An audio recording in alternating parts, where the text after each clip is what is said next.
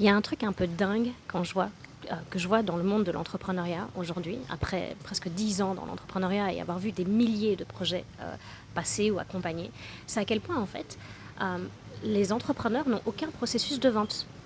Ils ont un budget marketing et un investissement dans le marketing assez phénoménal sur les médias sociaux, un site internet, des cartes de visite, des jolis visuels, etc. Mais aucun processus de vente derrière. Et très souvent, dans 60% des cas, en fait, il n'y a pas de vente derrière. Il n'y a pas suffisamment de clients. Et un truc que j'avais envie de partager aujourd'hui, c'est et si on faisait moins de marketing pour plus de ventes, pour avoir plus de ventes? En fait, c'est la seule compétence dont on a vraiment besoin quand on est entrepreneur, surtout quand on démarre. C'est être capable de vendre son offre, de vendre son produit à un client. Le marketing, c'est l'emballage cadeau en fait. C'est le marketing, personnellement, je me souviens de ma première entreprise, on a passé le cap du million de chiffre d'affaires annuel avant d'investir dans un site internet.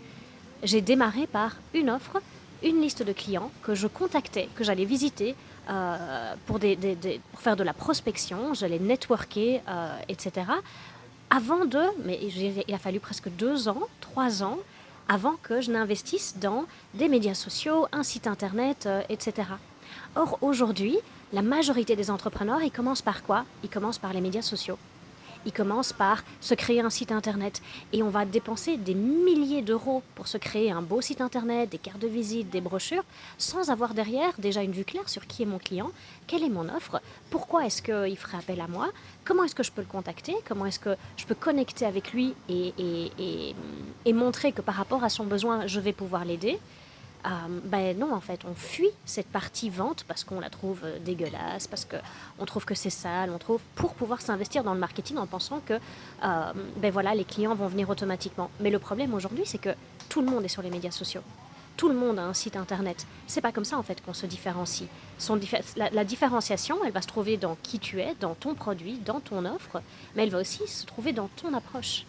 J'ai reçu hier un mail de prospection avec une petite vidéo et c'est la première fois en 4 ans que je suis sur le web que je me fais contacter comme ça par un mail de prospection aussi professionnel. La nana, elle m'explique, elle a analysé mes comptes, elle a analysé mon business, elle m'a dit directement où étaient les points d'amélioration, elle a mis en avant comment est-ce qu'elle pouvait m'aider et puis elle m'a fait une offre. Ça tombait pas au bon moment, enfin je n'en ai pas besoin aujourd'hui, mais par contre, c'est l'email de prospection le plus professionnel que j'ai reçu en 4 ans. En 4 ans.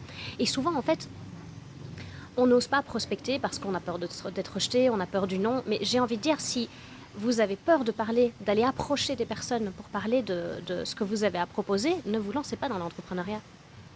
Si vous n'avez pas un processus de vente, si vous n'avez pas envie d'aller vers l'autre, si vous n'avez pas envie de connecter avec lui, d'aller comprendre c'est quoi ses besoins, d'aller l'écouter, et puis pour pouvoir l'aider, pour pouvoir le servir en fait, et l'aider à résoudre son problème, ne vous lancez pas dans l'entrepreneuriat. L'entrepreneuriat, c'est pas juste oh j'ai envie de faire ça, donc du coup je montre tout ce que je fais et venez à moi. Ça peut être une partie, mais ne misez pas toutes vos ressources là-dessus. Misez d'abord vos ressources sur un processus de vente qui soit solide, c'est-à-dire une capacité à aller chercher vos clients, à aller connecter avec eux, à aller comprendre leurs besoins, à les aider à clarifier aussi c'est quoi le problème, et puis d'arriver à mettre en avant comment est-ce que vous êtes la bonne personne pour pouvoir les aider à résoudre leurs problèmes.